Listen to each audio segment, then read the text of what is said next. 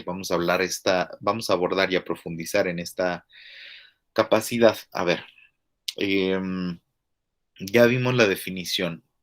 Pongan atención no para memorizarla, sino justamente para que conecten con algo, ¿no? Em, Acuérdense que la conexión se hace justo en alguno de esos tres sentidos, ¿no? ¿Qué siento sensorialmente, emocionalmente? ¿Qué imagino cuando escucho a Mauricio hablar de estas definiciones? ¿Qué pienso? ¿Qué me hace recordar?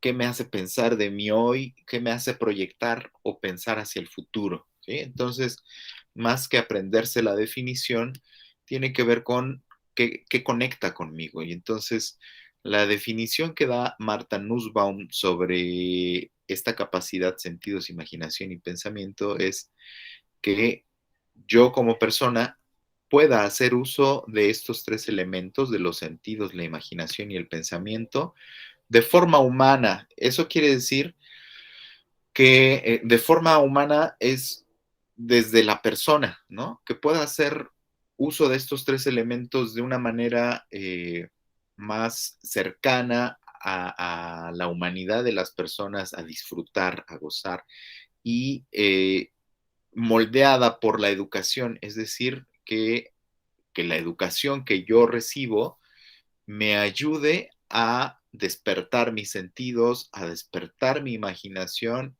y mis reflexiones, ¿sí? Por otro lado, que estos tres elementos me permitan a mí como persona experimentar y no solo experimentar, sino también crear obras y actos que, por ejemplo, en este caso, para el caso de la materia de música, pues van a ser que a ti te permita experimentar y crear obras artísticas, ¿sí? Eh, También tendría que ver con mi decisión de experimentar y crear actos políticos, participar en las decisiones de mi comunidad o de mi ciudad o de mi país y actos eh, religiosos o del ámbito de la espiritualidad o del ámbito de mi personalidad que me permita crecer en esos aspectos que yo necesito crecer como persona, ¿sí? Experimentar y crear en esos tres ámbitos. Eh, Poder hacer uso de estos tres aspectos de nuevo, de los sentidos de la imaginación y del pensamiento, cuidando mi libertad de expresión, es decir, acuérdense que la libertad de expresión también implica una gran responsabilidad.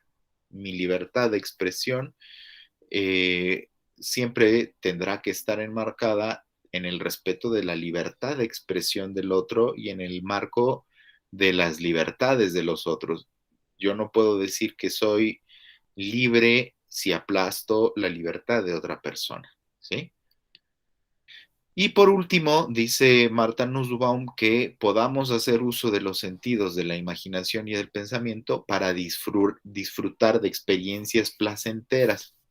Hablábamos también la vez pasada de evitar el dolor beneficioso y decíamos que un dolor, de evitar el dolor no beneficioso, perdón.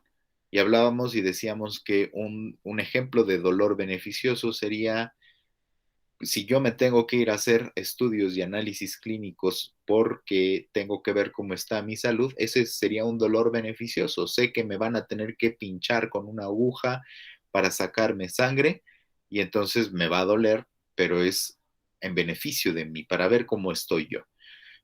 Un dolor no beneficioso tendría que ver con qué tan responsable estoy siendo con mis decisiones. Si yo sé que a la larga el exceso de tabaco, si yo fumo, me puede llegar a hacer daño y entonces me puede llegar a dar cáncer o una tos horrible y espantosa que me lleve a no poder respirar bien. Ese sería un dolor no beneficioso, ¿no? Se puede evitar como, pues, haciéndome consciente de que ese aparente placer que me da fumar a la larga me puede generar un dolor que no es beneficioso. Lo mismo sería el consumo excesivo de bebidas alcohólicas, por ejemplo. Yo estoy consciente y puedo ser consciente de que el exceso de alcohol me va a hacer daño porque va a dañar mi riñón y a la larga puede ser que lo pierda y eso me va a generar dolores y malestares que no son beneficiosos, ¿sí? Entonces, hacer uso de todo esto para tener experiencias placenteras evitando el dolor no beneficioso. Y esta capacidad la vinculamos más, obviamente, con el ámbito artístico, pero va mucho más allá.